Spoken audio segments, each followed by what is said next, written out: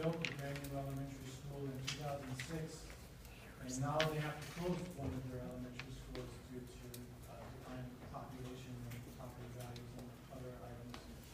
East Hampton just rejected their budget, as did Colchester. So things are tough all over. And with that being said, I have an idea, a concept. And, you know, for me, also the math intervention is to echo Sean's very important role that we have for the high school. I would like to have seen a little bit more for the textbooks, as was originally proposed, and I definitely want to see Hall 9 for the elementary school.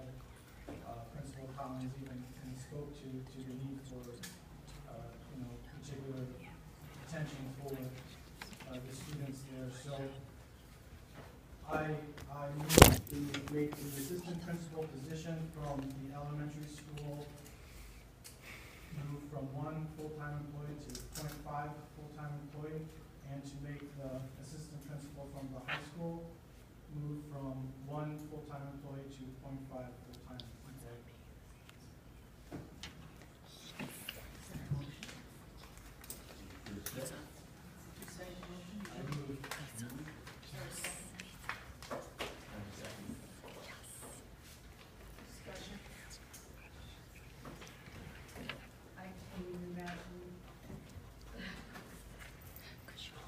Take the high school administrator with it part-time, and then the elementary school part-time. I don't know that. The idea, when you cut a teacher position, it's because the students aren't there. There's not enough population to fill the class. The administrative position is supporting the entire building. And the way our teacher contract is written, they've got to do a lot of other things that the teachers don't do. I honestly don't know how you run these buildings if you don't have those people there. Try it.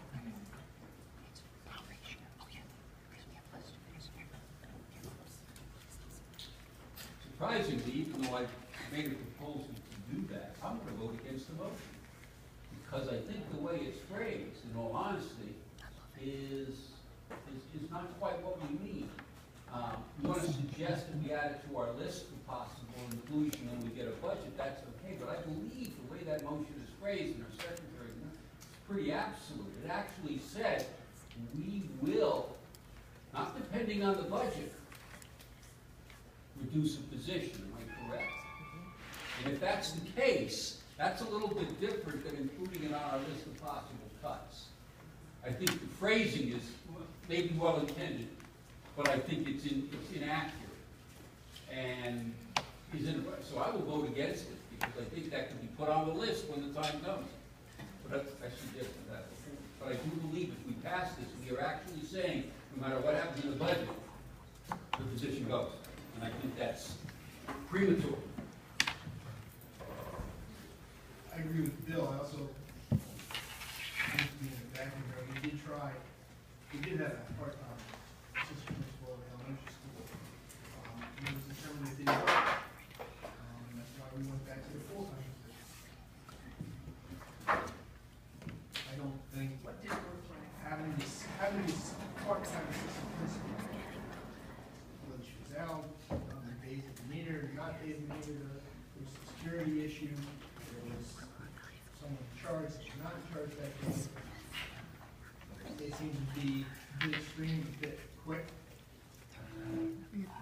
Pre-planned, I don't know. But at this point in time, I don't think it's proper to do that motion where we have so many other things in flux.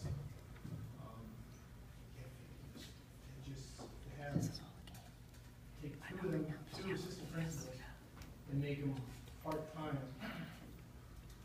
without input on how that's going to affect running the schools from the people who are there and in the buildings to any great degree, I think is just not wise. Well, what would be in flux? I know we have a list where you could consider the whole list in flux. So side of the table things is right and one side doesn't. So it's not necessarily flux, it's just a difference in, you have a difference in opinion. Now, if it is deemed wise to wait for the budget vote, and then we're just gonna rehash this conversation, I could live with, holding off and waiting for whether or not the budget passes or not, but I think we end up in the same spot, because I think Tracy says, budget fails, the budget will probably go down more. So perhaps this moves a vote one way or the other. I mean, I don't know, but, again, it just seems to be where you're listening to the Board of Finance say it over and over again, that is sticking with them, and of course, they control the budget. And then we have, again, the public that I speak to, and it's a small percentage, but that is where, that's where I get the most comments on. So I don't know that it's everything in flux technically, because we haven't voted on anything yet, but, I'm not suggesting it's good. I'm not sitting over here cheering the fact that we gotta cut anybody, but, again, and you can make an argument for anybody, that's bad, imagine that it's bad, it's all bad, but where, what's gonna get a budget passed, or what has the least impact on the students in the classrooms, what the point the middle made. Your opinion was mine, I suppose. I think it behooves us to give the taxpayers, the parents, a direction. That's where I'm coming from. I want people to know what the impact will be on students. And if this is the list we're gonna use, then I think people need to know that. If, someone like, Lenora, I read this over this evening, and I said, there are some excellent points here. Would this change our list? I don't know. But the vote is next week. And taxpayers are turning to us to say, what's this gonna look like? What's the impact gonna be? They wanna know how deep it's gonna go. That's my angst right there. And it's been up on the website, it's the same list that's up on the website. So is that what we tell them? Is that what we say? This is what will happen when we're not sure? So Well, let's, as everybody knows, I hope they know, is that we vote on a number. The town votes on a number, the Board of Finance gives us a number. The Board of Ed has the right or the obligation, or however you want to put it, to put the money where they deem it necessary. When you have things come up, especially as students, the district that adds $100,000 to the account, you've got to move numbers. So now there's a statute that now it has to get approved or sent to Board of Finance. They know that things got moved around, or you just kind of, rock Peter and me calling them, but now everybody knows. So it's a working document, I guess you want to say. So that, and that's one of the things that I think Board of Finance gets in with it. But it is what it is. It has to be that way just because things change. So this list, while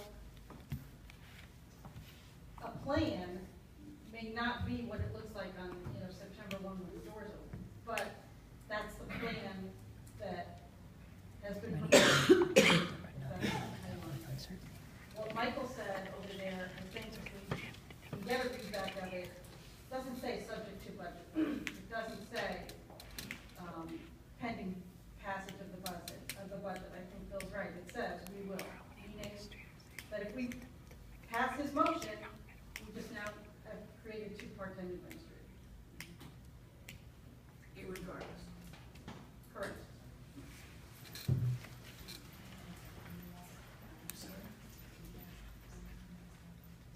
Yeah, we're gonna be for Christmas.